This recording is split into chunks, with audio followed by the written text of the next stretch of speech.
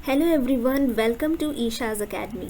तो जैसा कि आपने प्रीवियस वीडियोस देखी होंगी सी प्रोग्रामिंग की, उसमें जो ये सेकंड वीडियो थी इसमें मैंने हिस्ट्री ऑफ सी बताया था, जिसमें मैंने कहा था कि मैं कुछ प्रोग्रामिंग से रिलेटेड उसमें इम्पॉर्टेंट नोट्स बताना चाहती हूँ, बट उसमें मैं बता नहीं पाई थी। तो फिर अभी ये थर्ड वीडियो है जिसमें हम इम्पॉर्टेंट नोट्स पढ़ेंगे। और इम्पॉर्टेंट नोट्स कहने में ऐसा नहीं है कि हम नोट्स पढ़ने जा रहे हैं, बल्कि प्रोग्रामिंग के फिर से कुछ बेसिक्स क्लियर करने वाले हैं जो हमने फर्स्ट वीडियो में डिस्कस किया था ना, हेलो प्रोग्राम का। तो उसमें अगर क्या चीज़ हम नहीं लिखेंगे या कौन सी स्टेटमेंट को एमिट करने पर कौन सा एरर आ जाएगा, इस तरह की चीज़ें यानी कि जो इम्पॉर्टेंट हैं उसको डिस्कस करने जा रहे हैं। तो यहाँ पर हम उसी को स्टार्ट करते हैं। जैसे कि मैंने बताया था, कोई भी प्रोग्राम को स्टार्ट करने के लिए हम #include stdio.h लिखते हैं, stdio.h, ठीक है। उसके बाद #include conio.h लिखते हैं, conio.h, ठीक। अब इसके बाद हम void main, और फिर उसके बाद हमारा यहाँ पे फंक्शन बॉडी हमारी स्टार्ट हो जाती है और हम यहाँ पर प्रिंट कराना चाह रहे हैं हेलो। अभी वही पहले वाला ही प्रोग्राम मैंने यहाँ पे लिख दिया है इस तरह से, ठीक। अभी इसकी ज़रूरत नहीं है हमें न्यू लाइन कमेंट की, ठीक। इस तरह से हमने लिखा इसको और यहाँ पर गेट ch लिख दिया। किस लिए यूज़ होता है मैंने बता रखा है पहले ही, आउटपुट स्क्रीन को थोड़ा वेट कराने के लिए। इसके बाद ये हमने यहाँ पर क्लोज कर दिया, यानी हमारा ये पूरा प्रोग्राम यहाँ पे रेडी हो गया। अगर कंपाइल करें तो इसमें दिखा रहा है कि हाँ ये सक्सेस है, ठीक है। और फिर ये ऐसे ही रन भी हो जाएगा और हमें दिखा देगा रिजल्ट हेलो। अब क्या करना है, इसमें हमने #include और ये सब चीज़ें यहाँ पर लिख दी हैं। और अच्छा, अगर एक चीज़ आपने यहाँ पे नोटिस करी होगी कि हेलो से पहले यहाँ पर C टर्बो C3 और इस तरह से दिखा रहा है। साथ ही साथ मैंने दोबारा हेलो लिखा तो ये ऐसा दिखा रहा है क्योंकि अभी यहाँ पर हमने क्लियर स्क्रीन नहीं लिखा था, यानी कि वो स्क्रीन को क्लियर नहीं कर रहा है, एक के बाद एक आउटपुट देता जा रहा है, इसलिए हमने ये वाला फंक्शन लिख दिया। अब हम रन कराएंगे तो ये सिर्फ हेलो दिखा रहा है, ठीक है। तो ये पूरा इसमें रिवीजन था। अब अगर हम इसमें मैं बात करना चाहती हूँ कि include stdio.h अगर हम नहीं लिखें, ठीक है, तो क्या होगा। कंपाइल में ये एरर्स दिखा रहा है। क्यों एरर दिखा रहा है, यहाँ पे कह रहा है कि function printf should have a prototype, यानी कि जो हम यहाँ पर printf यूज़ कर रहे हैं इसका एक प्रोटोटाइप होना चाहिए।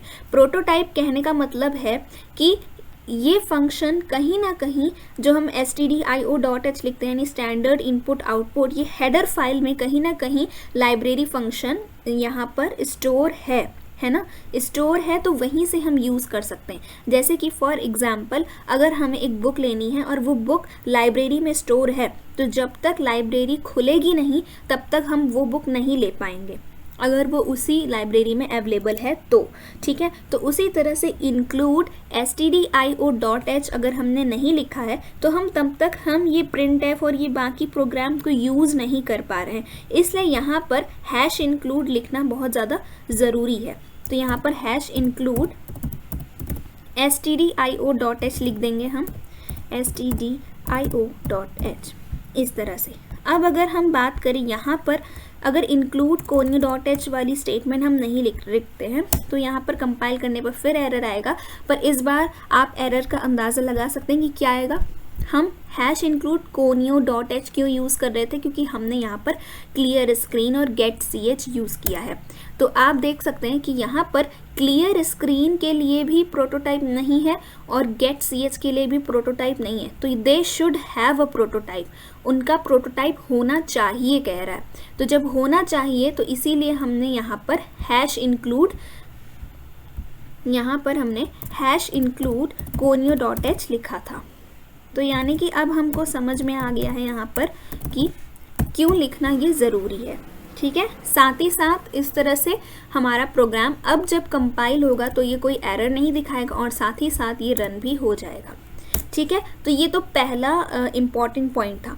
साथ ही साथ मैं इसमें बताना चाहती हूँ दो चीज़ें, जैसे कि हमने लिखा प्रिंट हेलो, ठीक है, ये एक चीज़ लिखी हमने, और साथ में यहाँ पर मैं लिखना चाहती हूँ प्रिंट एफ यहाँ पे मैं लिखना चाहती हूँ हेलो और फिर मैंने ईशा लिख दिया इस तरह से, जो कि मैंने पहले भी ये एग्जाम्पल लिया था इस तरह का। तो हेलो और ईशा, ठीक है। अभी हम इसको रन कराएंगे तो हेलो ईशा एक के बाद एक आएगा, यानी हेलो लिखा रहेगा, उसी के राइट साइड ईशा लिखा रहेगा। बट अगर हम इसे न्यू लाइन पर दिखाना चाहते हैं तो यहाँ पर हम \n का यूज़ करेंगे। कंपाइल में तो सक्सेस दिखाएगा और उसके बाद रन होगा तो हमें ये ऐसे दिख रहा है। एक मिनट, यहाँ पे \n का इधर भी लिख देना होगा हमें। हाँ, अरे ये क्या हो गया, \n अब हो जाएगा। कंपाइल में तो ठीक है सक्सेस और उसके बाद रन, ठीक है। अब ये हेलो ईशा इस तरह से आ रहा है। यहाँ पे काफ़ी गैप के बाद लिखा था इसलिए एक के बाद एक नहीं आया। इसको थोड़ा अच्छे से लिखते हैं \n और यहाँ पर स्पेस नहीं देके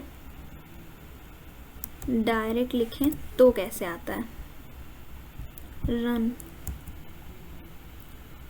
अच्छा, यहाँ पर एक गलती है, ये है कि हमने // लगा दिया। अब सही है, अब रन हो जाएगा अब सही से।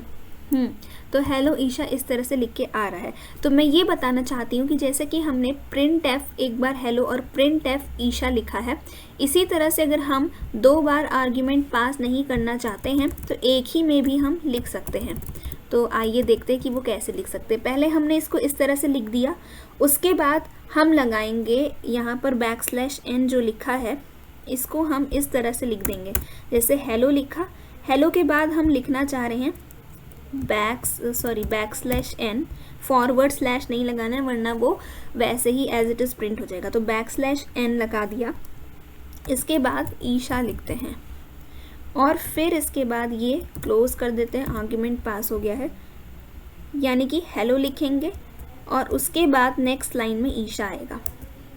ये देखिए हेलो और फिर ईशा, ठीक है। ये तो जो यहाँ पर स्पेस दी गई है उसके हिसाब से आ रहा है वहाँ पे रिजल्ट, बाकी स्पेस नहीं देते हैं। उसके बाद हम इसको रन कर देते हैं, रन, हाँ हेलो ईशा, ठीक है। तो यानी यहाँ पे मैं बताना चाह रही थी कि जो हमने printf 2 बार स्टेटमेंट लिखी थी उसको अगर हम एक ही बार आर्ग्यूमेंट पास करें, आर्ग्यूमेंट मतलब ये जो स्मॉल ब्रेसेस के अंदर लिखा है, तो इसको अगर हम पास करेंगे तो उस तरह से भी ये आ जाएगा सेम आउटपुट, ठीक है। तो ये दूसरा इंपॉर्टेंट पॉइंट हो गया।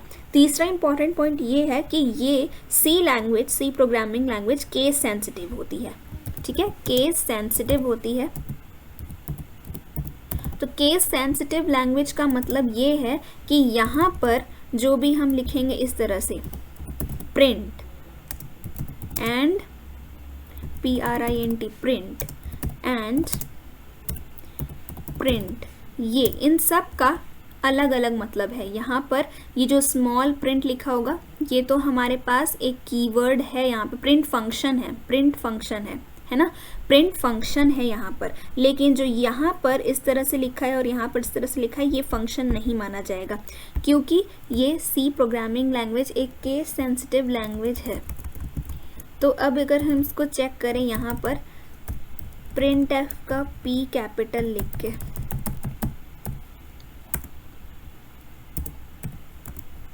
इसको अगर हम कैप्स में लिख देंगे और फिर अब हम इसको कंपाइल कराते हैं। कंपाइल में एरर दिखा रहा है क्योंकि यहाँ पे printf should have a prototype दिखा रहा है, जबकि हमारे पास printf के लिए प्रोटोटाइप लिखा हुआ है #include stdio.h, लेकिन यहाँ पर वो printf को एक फंक्शन कंसिडर नहीं कर रहा है जब तक हम स्मॉल में ना लिखें, और जैसे ही हम स्मॉल में लिखते हैं वैसे ही वो एरर्स की बजाय सक्सेस दिखाएगा। तो यहाँ पर ये थर्ड पॉइंट हो गया कि C language is a case sensitive language. अब अगर हम बात करें कि डिक्लेरेशन स्टेटमेंट की, यहाँ पर मैं लिख रही हूँ, कुछ ध्यान से देखिएगा। डिक्लेरेशन स्टेटमेंट मतलब जैसा कि नेम सजेस्ट करता है कुछ डिक्लेयर कर रहा होता है।